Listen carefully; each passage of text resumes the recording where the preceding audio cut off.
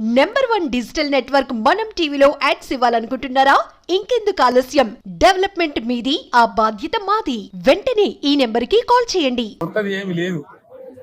ఒత్తి పలుకులు పలకడం తప్ప కొత్తగా చెప్పింది ఏమీ లేదు. కొత్త సంక్షేమ పథకం కానీ ఏది కూడా లేదు. మహిళల పట్ల కూడా చాలా స్పష్టంగా చెప్పాల్సిన అవసరం ఉండే. కానీ వాళ్ళు మేము 1,00,000 కోట్లు ఇస్తాం, అన్ని రుణాలు, ఆ రుణాలు వీలేదో ఇస్తున్నట్టుగా ఆల్రెడీ ఉన్న స్కీమే, నథింగ్ న్యూ అబౌట్ ఇట్, ఏమి లేదు. వెరసి ఇష్యూ యాజ్ ఏ హోల్.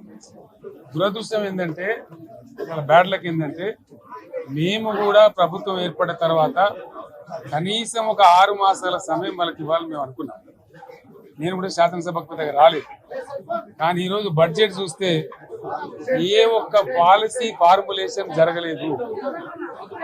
రాష్ట్రానికి సంబంధించినటువంటి ఏ ఒక్క విషయంలో కూడా ఈ అర్భక ప్రభుత్వం ఇప్పటి వరకు పాలసీ ఫార్ములేషనే చేసినట్టుగా కనపడలేదు. వ్యవసాయం ఉంది, మాకు స్పష్టమైన అవగాహన ఉండే ఈ రాష్ట్రంలో వ్యవసాయ స్థిరీకరణ జరగాలని మేము 2 పంటలు కూడా ఇచ్చినాం రైతు బంధు. వీళ్ళు ఎగ్గొడతామని చెప్తా ఉన్నారు. మేమేదో రైతులకు ఇచ్చిన డబ్బును దాన్ని పాడు చేసినాము, చెడగొట్టినాము, దుర్వినియోగం చేసామన్న పద్ధతిలో దురదృష్టకరమైన వ్యాఖ్యలు చేస్తూ ఉన్నారు. అంటే ఇది పూర్తిగా రైతు శత్రు ప్రభుత్వం అనేది తెలుస్తూ ఉంది.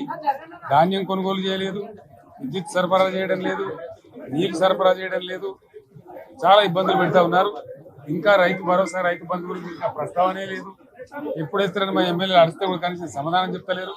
కాబట్టి రైతులను వంచింది ప్రభుత్వం, వృత్తి కార్మికులను వంచింది. ఒక్క పాలసీ, ఇండస్ట్రియల్ పాలసీ ఏమిటి? ఏమి లేదు. బట్టి గ్యాస్ ట్రాష్ పంచరంగ ఈస్మాన్ కలర్ లాగా చెప్పడం తప్ప, స్టోరీ టెల్లింగ్ లాగా ఉన్నది తప్ప బడ్జెట్ చెప్పినట్టు లేదు. రాష్ట్రంలో వ్యవసాయ పాలసీ ఏమిటి, పారిశ్రామిక పాలసీ ఏమిటి, ఐటీ పాలసీ ఏమిటి, ఇంకా ఇతర అనేక పాలసీలు, పేద వర్గాలకు సంబంధించిన పాలసీ ఏమిటి అనే దాని మీద ఏ ఒక్క దాని మీద కూడా గ్యాస్ ట్రాష్ తప్ప, చిల్లర మల్లర ప్లాట్ఫామ్ స్పీచ్ లాగా ఉంది తప్ప, అది బడ్జెట్ ప్రసంగం లాగా లేదు. రాజకీయ సభలలో చెప్పినట్టుంది తప్ప ఏ ఒక్క పాలసీని కూడా నిర్దిష్టంగా ఈ పనిని మేము ఎట్లా సాధిస్తాం, మా గోల్స్ ఇవి, మా టార్గెట్స్ ఇవి అనే పద్ధతి కానీ పద్దు కానీ లేదు.